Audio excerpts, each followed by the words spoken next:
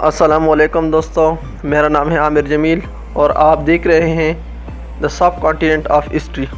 دوستوں، ہمارا پچھلا ٹاپک تھا سلطان شمس الدین التمش، یعنی غلامان سلطنت کے سلطان رہ چکے ہیں، ان کے ابتدائی مشکلات جو سلطنت کے تھے وہ ہم نے ڈسکس کیے تھے۔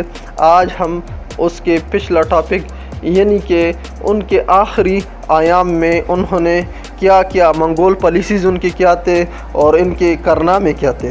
تو دوستوں، ان کی جو پالیسی میں سے سب سے بڑی پالیسی تھی وہ منگول پالیسی۔ تاہم بڑا جو مشکلات جو پچھلے گزر چکے تھے، جتنی کہ وہ طوفان جس نے 1221 میں ہندوستان پر یلغار کیا، وسط ایشیا کی 13ویں صدی عیسوی کی تاریخ میں منگول کا عروج بنی نوع انسان کے لیے ایک آفت تھا۔ یہ ایک لا مذہب قسم کا قبیلہ تھا جن کا ایک ہی نسب العین تھا، یعنی مکمل تباہی اور قتل عام، جہاں بھی جائے اسے نسل نابود کر دیتے۔ وعدہ رحم یا سخاوت سے وہ بالکل نابلد تھے۔ اس کا سردار چنگیز خان بے مثال بہادری کا پتلا، لیکن ساتھ کہا جاتا ہے کہ برہمی اور سنگ دلی کی زندہ تصور تھا۔ اس نے کمال پرتی سے سمرقند اور اس کے بعد سمرقند پر غلبہ کیا اور اس کے بعد بلخ بخارا کو تخت و تاراج کیا۔ خواں کے حکمران جلال الدین کو وہاں سے بھاگنے پر مجبور کیا، جس نے غزنہ میں پناہ لی۔ وہاں سے بھاگ کر پنجاب میں داخل ہوا اور سلطان شمس الدین التمش سے پناہ کی درخواست کی، لیکن سلطان نے درخواست مسترد کر دی، کیونکہ اس سے خطرہ تھا کہ اگر اس نے جلال الدین کو پناہ دی تھی تو اسے منگول جیسی وحشیوں کے حملے کا خطرہ لاحق ہو جائے گا۔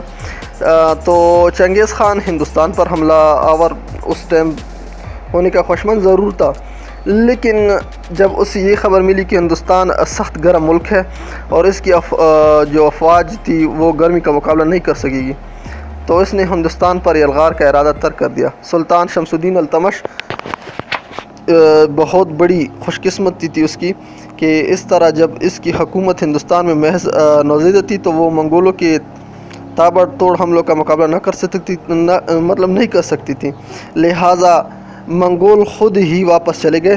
منگول کی خود اپنی مرضی سے پاسپائی سلطان شمس الدین التمش کے لیے ایک نہایت ہی اچھا شگون تھا، یعنی کہ منگول خطرہ ٹلنے کے بعد سلطان مکمل طور پر فراغت پا کر اپنے مخالفین کے اگینسٹ اترا اور سب کو بالترتیب ختم کیا۔ ہندوستان کے راجگان کی وفاداری ہمیشہ مشکوک رہی، چنانچہ ان پر یلغار کی۔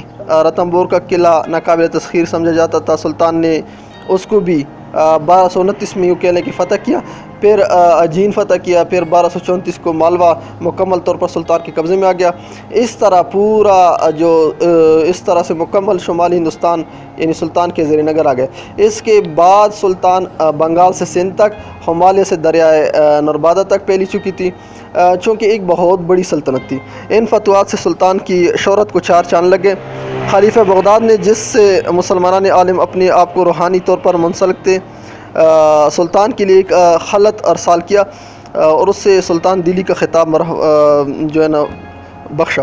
سلطان ایک بڑا معمار بھی تھا، قطب مینار، جو کہ قطب الدین ایبک کے زمانے میں شروع ہوا تھا، سلطان شمس الدین کے دور میں پایہ تکمیل کو پہنچا۔